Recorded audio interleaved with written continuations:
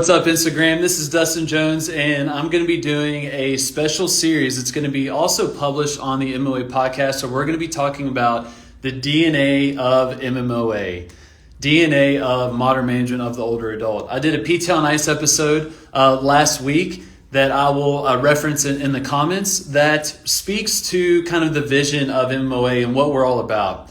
And we're going to be taking our time to kind of share some of the core traits, the DNA characteristics of folks that are on this MMOA team. And I'm sharing this, I'm doing these videos to share with our team, but then also just sharing it publicly as well. Just in case it could be helpful for you. But also just, I'd love to have a conversation about some of these traits as well.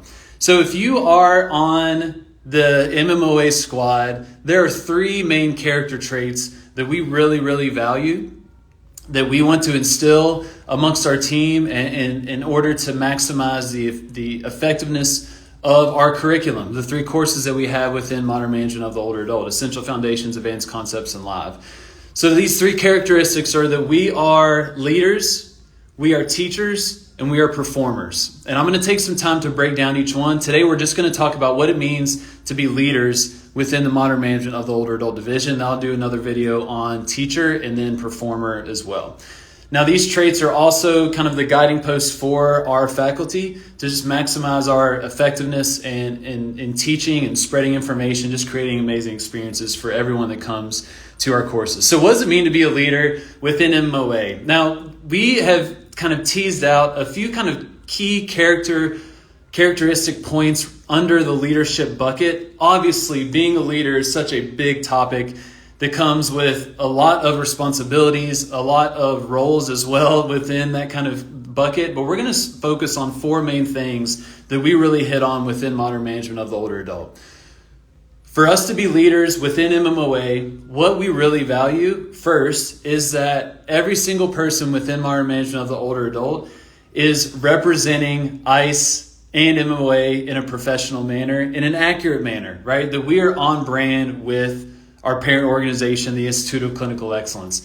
When we say professional, it's not necessarily, always being punctual and having, business casual attire. We really think about being on brand. On brand with ICE is that you are a fitness forward clinician, that you practice what you preach, that you smoke your own dope, if you will, that we are regularly exercising, we're practicing what we're regularly preaching, that we lead from the front, that we know that people aren't necessarily going to change their behavior based on data or some research study, but people follow people. And we really value that within our own division.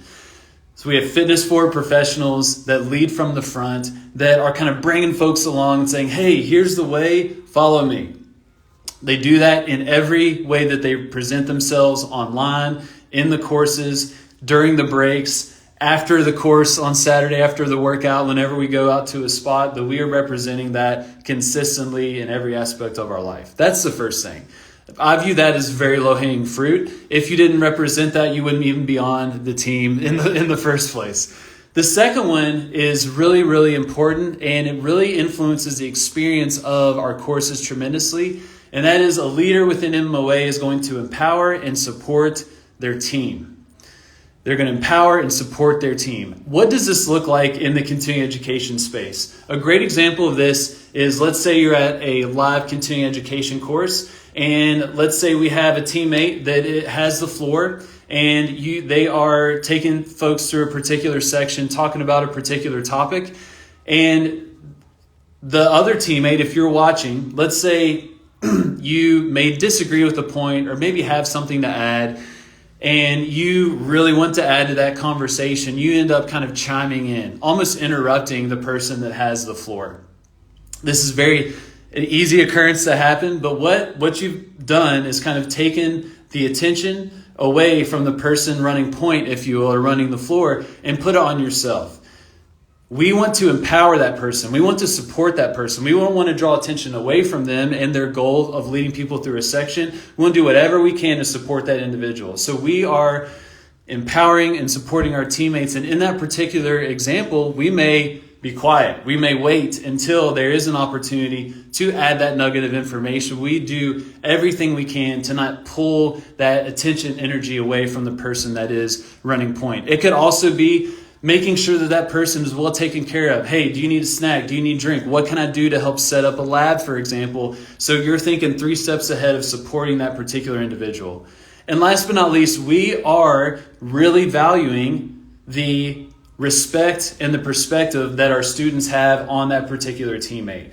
That it is my goal to do whatever I can to get our students to really view our teammate as a very high-level elite educator, right? And we do that through our words, through setting up expectations, through complimenting, through supporting that individual, and not trying to detract from them, to pull attention away from them towards you, that we're supporting and putting our teammate up on that pedestal, if you will, regardless of your position. So for me as a lead faculty, I should be doing that for one of my teammates that may be at a lower tier within our division. It doesn't matter where you are on that list, that all of us are looking to support and empower our teammates. Next, we all are looking to empower and support the students.